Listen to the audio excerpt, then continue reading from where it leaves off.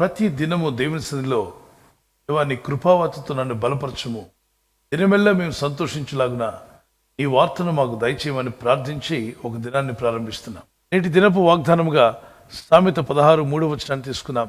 నీ పనుల భారము యెహోవా మీద మోపుము, అప్పుడు ఆయన నీ ఉద్దేశములను సఫలపరచును.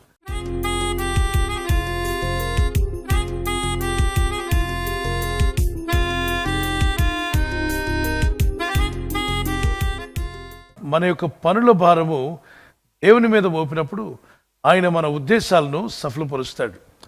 మనిషి అన్నాక అనేక ఉద్దేశాలు కలిగి ఉంటాం. ఈ భూమి మీద జీవిస్తున్న ప్రతి వ్యక్తికి ఉదయం మొదలుకొని రాత్రి పడుకునేంత వరకు అనేక ఆలోచనలు, తలంపులు, ఉద్దేశాలు కలిగి ఉంటారు. ఈ ఉద్దేశాలు ఫలిస్తే మనిషి తప్పనిసరిగా పైకి వస్తాడు. అయితే మనిషి హృదయంలో కలిగే ఆలోచనలు, ఉద్దేశాలు సఫలం కావాలంటే మానవ ప్రయత్నంతో పాటు దైవ సహాయం కూడా కావాలి.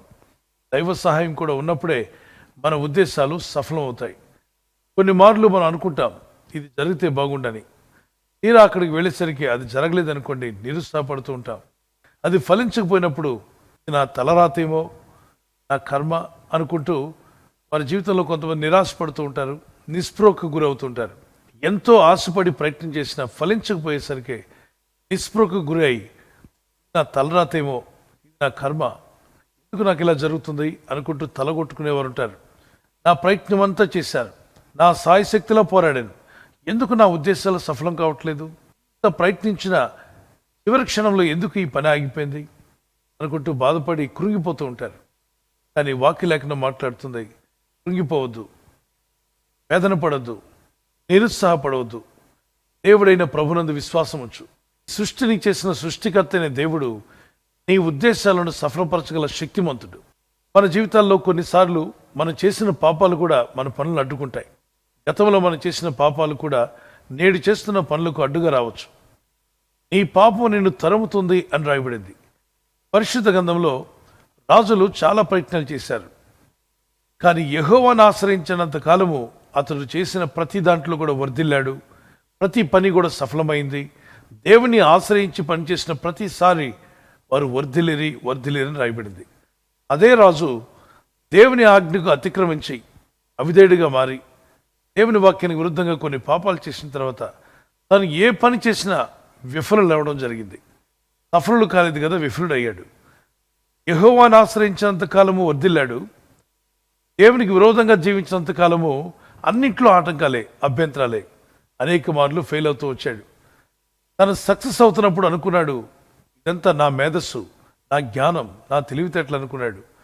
అనుకొని పాపంలో పడ్డాడు. దోషంలో పడిన తర్వాత ఎంత తెలివిగా ప్రయత్నించినా విఫలం అవుతూ వచ్చాడు.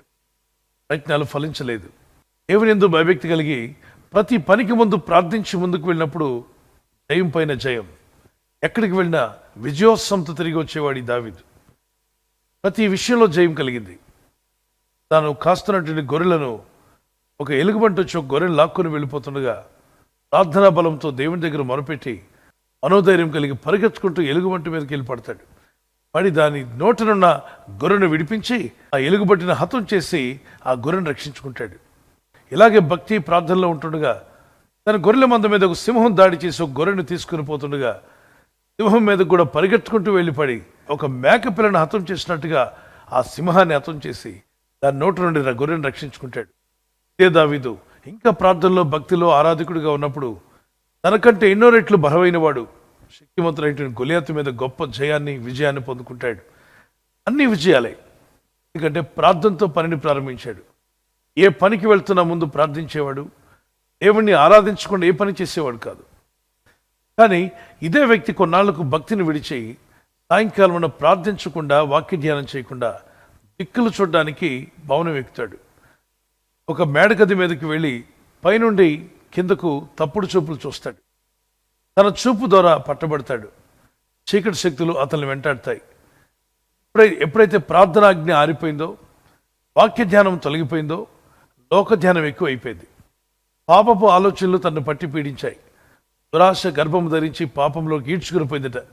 ప్రతి ప్రయత్నంలో ఫలించే నేను ఎందుకు ప్రతి విషయంలో ఓడిపోతున్నాను, ఎందుకు ఓటమి నన్ను వెంటాడుతుంది తెలుసుకోవాలని దేవుని సన్నిధిలో కూర్చున్నాడు. దేవుని వాక్యము అతన్ని గద్దించింది. నువ్వు ఒకప్పుడు ప్రార్థనలో ఉండేవాడివి, వాక్యం ధ్యానించకుండా ప్రార్థించకుండా ఏ పని చేసేవాడు కాదు. కానీ ఇప్పుడు ప్రార్థనలో అలసత్వం, వాక్యం విషయంలో నిర్లక్ష్యం, దేవుని విషయంలో అవిధేయత, ఈ మూడు కూడా ఆ వ్యక్తిని వెనక్కి లాగి వేశాయి. అది గ్రహించిన దావీదు ప్రార్థన చేశాడు, ప్రభువా నా యందు శుద్ధ హృదయం కలుగు చేయి, నాకు నూతన మనసు దయచేయి, మరలా నేను చేసే ప్రతి పని కూడా సఫలం అవునట్లు నాకు జయం కావాలి, నీ సహాయం కావాలి. నా సాయశక్తులను నేను ప్రయత్నించినా ఓడిపోతున్నాను, నీ సహాయం ఉంటే నేను జయిస్తాను. దయచేసి మీ సహాయం నాకు కావాలి, నీ కృపను మరలా నాకు దయచేయి. దయచేసి నాలో పాపాలు తీసివేయండి, నన్ను పరిశుద్ధపరచండి, హిస్సోపుతో నన్ను కడిగి పవిత్రునిగా చేయండి, నీ కృపలో నన్ను బలపరచు అంటూ ప్రార్థన చేసి ఆ తర్వాత ప్రయత్నాలు చేయగా మళ్ళా దేవుడు అతనికి సాయం చేయడం ప్రారంభించాడు. ప్రార్థన చేయకుండా పనికి వెళ్ళొద్దు, బైబిల్ చదవకుండా బయటికి వెళ్ళొద్దు. ఇది ఒక చిన్న నియమంగా పెట్టుకోండి. ప్రతిరోజు బైబిల్ చదువుట్లో ప్రార్థించడంలో ఆసక్తి కలిగి ఉండండి. మన పనుల భారం దేవుని మీద మోపుదాం. ప్రార్థిస్తున్నా కూడా కొన్నిసార్లు విఫలం అవుతున్నారా? ఏదైనా రహస్య పాపం అంటూ ఒప్పుకొని విడిచిపెట్టండి. దేవుని వాగ్దానాలు తీసుకుని ఇది నాలో ఇది నెరవేరుతుంది, అది నెరవేరుతుంది అని ముందు దేవుని వాక్యానికి విరుద్ధంగా ఏదైనా మన జీవితంలో ఉంటే దాన్ని తీసేసుకోవాల్సిన అవసరం మీదే ఉంది. ఎందరికీ తెలుసు, థామస్ అల్వా ఎడిసన్ ఆయన తల్లి చిన్నతనంలో ఆయనకి చెప్పింది, బైబిల్ అనేది నీకు టెక్స్ట్ బుక్గా ఉండాలి, ప్రార్థన అనేది నీ జీవితంలో ఒక భాగమై ఉండాలి. ప్రపంచంలో మొట్టమొదటిగా బల్బు కనిపెట్టిన వ్యక్తి ఎడిసన్. ప్రార్థించి బైబిల్ చదువుతూ ప్రయత్నించినటువంటి వ్యక్తి అద్భుతమైన ఇన్వెంటర్గా మార్చబడ్డాడు. నేడు ప్రపంచంలో మనం వాడుతున్న అనేక విషయాలను కనిపెట్టి ఇతను సిద్ధహస్తుడయ్యాడు. కారణం, బైబిల్ చదవకుండా బయటికి వెళ్ళేవాడు కాదు, ప్రార్థన చేయకుండా ఏ ప్రయత్నం చేసేవాడు కాదు. నేడు ప్రపంచం అంతా వెలుగులతో దివ్య దీపమానంగా వెలిగిపోతుంది అంటే ప్రార్థించి ప్రయత్నించిన వ్యక్తి యొక్క ఫలితమే. ఈరోజు మీ జీవితంలో కూడా ప్రార్థించండి, ఆ తర్వాత మీరు ఫలిస్తారు. ప్రార్థన అంటే ఏంటి? మన మనసులో ఉన్న భారాన్ని, మన గుండెలో ఉన్న బరువుని, మన మనసులో ఉన్న వేదనను, చింత బాధను సృష్టికర్తైన దేవునితో పంచుకోవడమే. ఇలా మీ భారం అంతటిని ప్రార్థన ద్వారా ప్రభు మీద మోపి ఎప్పుడైతే మీరు ప్రయత్నాలు చేస్తారో మీ ప్రయత్నాలు యేసుక్రీస్తు అధికారం గల నామములో సఫలమవునుగాక. ప్రతి పనికి ముందు నా భారం దేవుని మీద మోపుతాను అన్నవారు మీ చేతిని పైకెత్తగలరా? ఆ విధంగా మనం ప్రార్థన చేస్తున్నప్పుడు తప్పక దేవుడు మీ పట్ల గొప్ప కార్యాలు జరిగించునుగాక. షల్ వి ప్రే. ప్రార్థన చేసుకుందాం.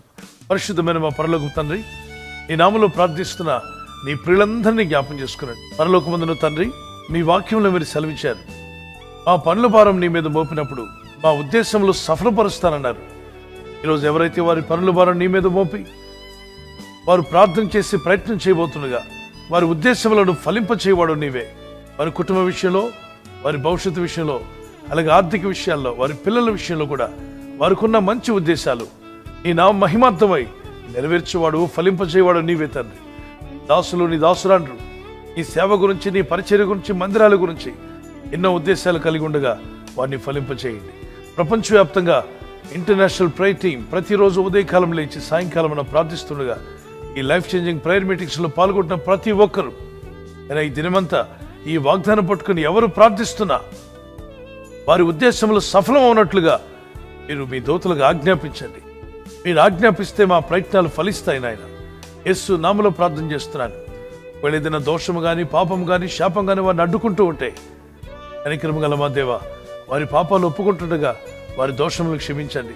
వారి పాపములను పరిహరించి నీ పరిశుద్ధ రక్తంలో వారిని పవిత్రపరిచి సోపుతో కడిగి వారిని పవిత్రపరిచినట్లుగా వారిని శుద్ధీకరించి నూతన మనసును, నూతన హృదయాన్ని వారికి దయచేసి మీరు రాకడ పర్యంతం వారు నీ కొరకు గొప్ప కార్యాలు చేయుటకు వారి ఉద్దేశాలు సఫలం అవునట్లుగా నీ కృపను, నీ సహాయమును వారికి దయచేయండి. ఈ ఉదయకాలం వారి ప్రయత్నాల్లో ఫలించలాగున నీ సహాయం ఇవ్వమని వేడుకుంటున్నాను తండ్రి. ఈ దినం ఎవరైతే ప్రయాణమై వెళ్ళబోతున్నారో అది రైలు మార్గమైన, ఆకాశ మార్గంలో ప్రయాణము, రోడ్డు మార్గంలో ప్రయాణము, నీటి మార్గంలో ప్రయాణం చేస్తుండగా, బస్సుల్లో, వాహనాల్లో ఎక్కడ ప్రయాణం చేస్తున్నా నీ ప్రజల ప్రయాణాల్లో నీ సహాయం దయచేయండి. ఉదయం బయలుదేరి సాయంకాలం ఇంటికి వచ్చేంత వరకు నీ కాపుదల, కాపాడే దూతల యొక్క సహాయము నీ ప్రజలకు దయచేయమని అడుగుతున్నాను. వారి కుటుంబస్తులను, వారి రక్త సంబంధులను, వారి ఇంటి వారిని, వారి బంధుమిత్రులందరినీ కూడా, ప్రపంచంలో ఉన్న ప్రజలందరినీ రక్షించండి. ఎవరైనా హాస్పిటల్లో ఉన్నా, ఐసీయూలో ఉన్నా ప్రభు, ఎవరైతే సీరియస్ కండిషన్లో ఉండి బాధపడుతున్నారో వారికి యేసు నామములో స్వస్థతను అనుగ్రహించండి. కృంగిపోయిన వారిని లేవనెత్తండి. మీ గాయపడిన హస్తమును చాపి వారికి ఉన్న సకల రోగాల నుండి విడుదల ఇచ్చేయి. వారిని లేపి నడిపించడాన్ని సాక్షులుగా నిలబెట్టుకోండి. వారి ఇళ్లకు వచ్చి సాక్ష్యం ఇచ్చి దేవుని ఘనపరచుటకు సహాయం దయచేయండి. ఈ ఉదయకాలం ప్రతి రోగి యేసు నామములో స్వస్థత నొందునుగాక. యేసుక్రీస్తు పరిశుద్ధ నామములో అడుగుచూ వేడుకొనుచున్నాను నా పరలోకపు తండ్రి. ఆమేన్, ఆమేన్. యెహోవా నిస్సీ, యెహోవా నిస్సీ, జయమిచ్చావే స్తోత్రమయ్యా. యెహోవా నిస్సీ, యెహోవా నిస్సీ, జయమిచ్చావే స్తోత్రమయ్యా. మాకు జయమిచ్చావే స్తోత్రమయ్యా. మాకు జయమిచ్చావే స్తోత్రమయ్యా. నిన్ను పూర్ణ మనసుతో ఆరాధించు, నిన్ను పూర్ణ బలముతో ప్రేమించేదన్. నిన్ను పూర్ణ మనసుతో ఆరాధించు, నిన్ను పూర్ణ బలముతో ప్రేమించేదన్. ఆరాధన ఆరాధన ఆరాధన ఆరాధన ఆరాధన ఆరాధన ఆరాధన.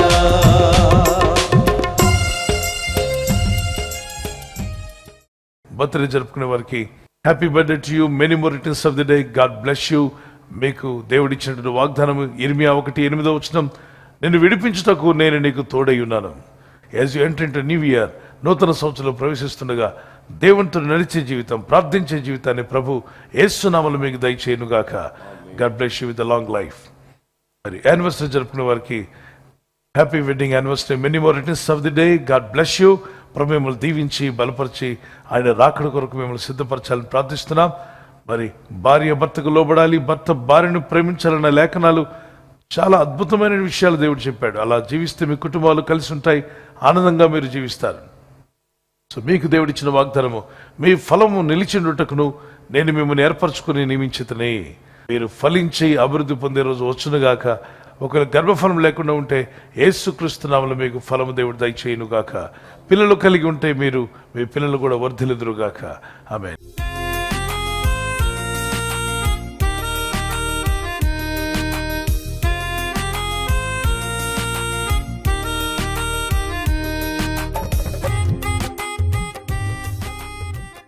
ఈ ఛానల్ మీరు సబ్స్క్రైబ్ చేసుకోవడం వలన 2 పనులు జరుగుతున్నాయి. ఒకటి, సువార్త జరుగుతున్నది, ఆత్మలు రక్షించబడుతున్నాయి. రెండవది, పేదలకు అనాథలకు ఈ ఛానల్ ద్వారా సహకారం అందించడం జరుగుతుంది. మనం సబ్స్క్రైబ్ చేసుకోవడం వలన అందరికీ సహాయం చేసిన వారమవుతున్నాం. ఖచ్చితంగా ఈ యూట్యూబ్ ఛానల్ ను సబ్స్క్రైబ్ చేసుకొని బెల్ బటన్ ను క్లిక్ చేయండి. మీకు వెంటనే మెసేజెస్ పంపబడతాయి.